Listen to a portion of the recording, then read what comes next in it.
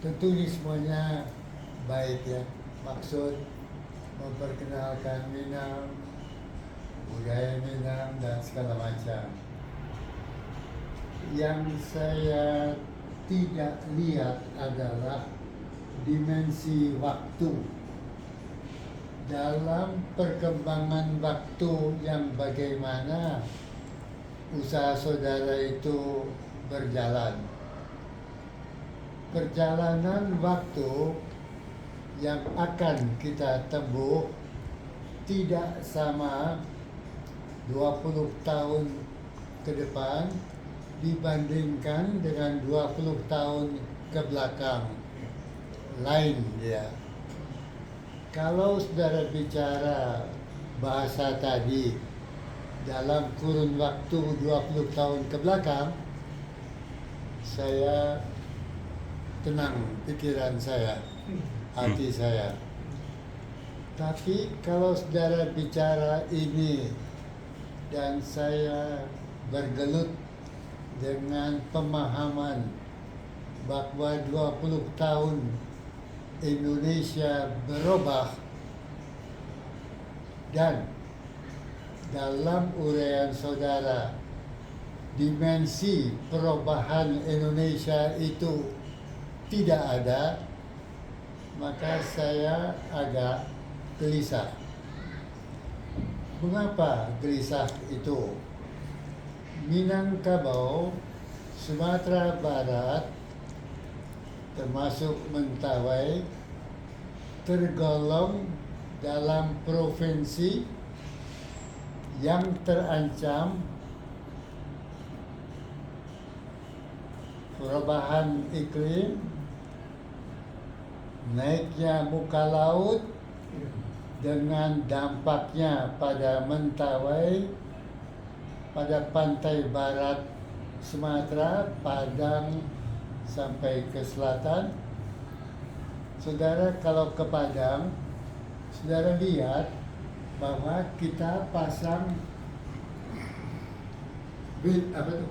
column breaker, pemecah gelombang.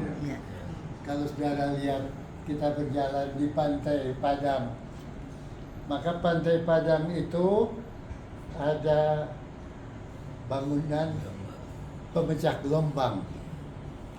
Itu sekarang untuk menghadapi pecahan gelombang sekarang. Pecahan gelombang ini akan semakin gawat besar yang bakal merongrong pantai barat Sumatera termasuk kota Padang sampai ke selatan, ke kota di selatan itu. Dia mengancam Mentawai dan sebagainya.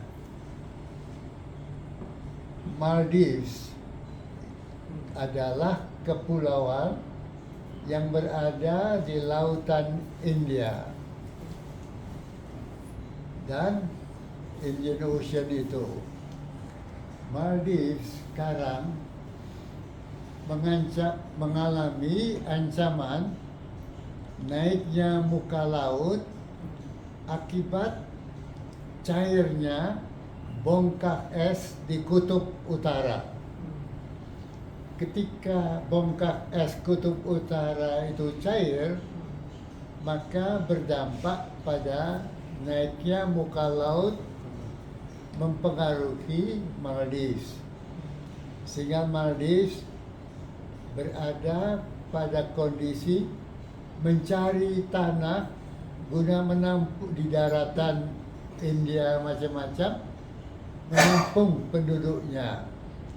Itu ketika bongkah es itu mencair. Kemudian cairan bongkah es tidak berhenti. Fase kedua, bongkah es semakin cair. Sehingga muka laut India juga semakin naik.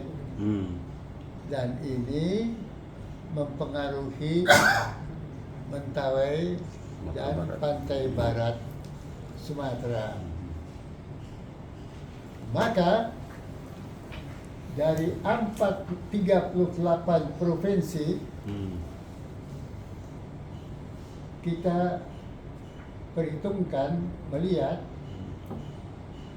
ada 31 provinsi yang mengalami dampak dari perubahan iklim. Iklim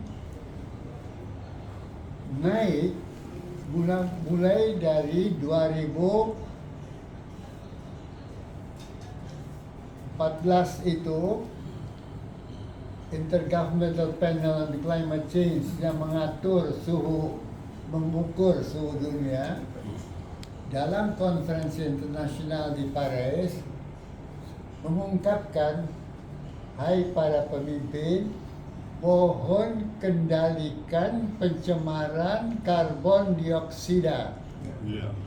Mohon kendalikan penggunaan batu bara, minyak bumi. Mohon kendalikan energi lebih baik ke energi matahari, angin, sebagainya. 2014. Kalau tidak, kata laporan itu, sekarang keadaan udara menunjukkan derajat kepanasan yang cenderung mulai naik. Apabila dunia tidak mengalami perubahan, maka 2030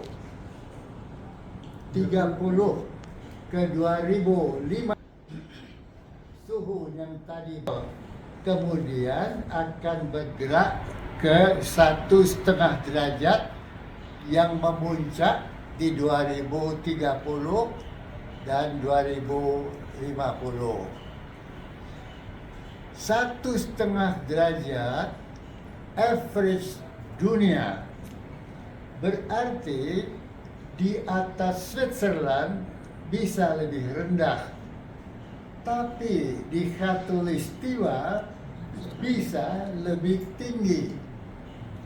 Indonesia adalah negara sepanjang Khatulistiwa. Jadi, we have to prepare bahwa kenaikan suhu untuk Indonesia bisa lebih parah dari rata-rata dunia. Maka mulai berita-berita kondisi Berau, Kalimantan Timur, pantai utara Jawa, di Demak, Jawa Tengah, di depan Demak tenggelam. Pelabuhan Semarang, di pantainya tenggelam. Pluit, Masjid Pluit yang tadinya di daratan Jakarta, sekarang di lautan. Sekarang ini baru 2024. 4 ya? 23. Gejala 24 nanti adalah La Nina, musim kering. Hujan La Nina 24, nanti kita akan mengalami hujan yang banyak. 2025 mulailah El Nino, kering. Berjalanlah di tanah air 2025 dan seterusnya. Iklim berangsur-angsur berkurang curah hujan, cuaca lebih panas, udara meningkat, suhunya bergerak dari 1 ke 1,5 derajat di atas suhu dunia internasional. Apa artinya kenaikan suhu itu? Curah hujan kurang. Apa artinya curah hujan kurang? Kekeringan. Apa artinya kekeringan? Air minum dari hujan sulit. Air tawar dari hujan yang ditampung di sungai menjadi turun. Waduk yang tadi berisi air karena curah hujan turun berkurang. Air minum menjadi persoalan. Tentu tidak hari ini, tentu tidak 2024, tapi menjelang 2045. Air satu, iklim berubah. Apa artinya? Padi bergantung pada iklim. Pangan, jagung, sagu, semua makanan bergantung pada iklim. Jika iklim tidak menentu, curah hujan tidak menentu, bagaimana tanaman pangan bisa tumbuh? Pangan, kedua. Ketiga, muka laut naik. Air sungai tidak bisa turun ke laut, banting kembali, banjir rob. Banjir rob sehingga daerah genangan air naik. Muka laut naik ini karena kemudian semakin naik ikut memakan lahan. Pantai timur, pantai Makassar kena, Ambon kena, Manado kena, Banyuwangi kena, Kulon Progo kena, Kepulauan Riau kena, Kepulauan Bangka kena, Mentawai kena, pantai barat Sumatera Barat kena. Di samping muka laut naik, tanah di bawah kita ini turun. Kenapa dia turun? Karena curah hujan berkurang, maka tadi rongga-rongga tanah di bawah yang diisi dengan air hujan kosong. Sementara pembangunan di atas tanah berjalan terus, memberi tekanan pada tanah. Rongga tanah kosong, tekanan tanah di atas menjadi berat, tanah turun. Jakarta Utara di daerah Cilincing, turunnya lahan dengan 20 cm per tahun.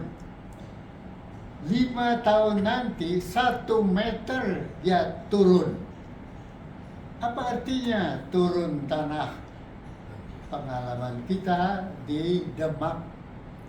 Di Demak, pantai utara Demak mengalami land subsidence, turunnya tanah. Tanah turun. Demak sekarang harus pindah dari daerah semula turun ke selatan karena tanahnya tenggelam. Apa terjadi ancaman tidak tahun ini, tidak besok, tapi the trend garis menuju antara 2025 ke 2045, 20 tahun keadaan semakin panas dan sea level rise naik, air krisis dan tanah di bawah tanah itu land subsidence tenggelam. Jadi saudara,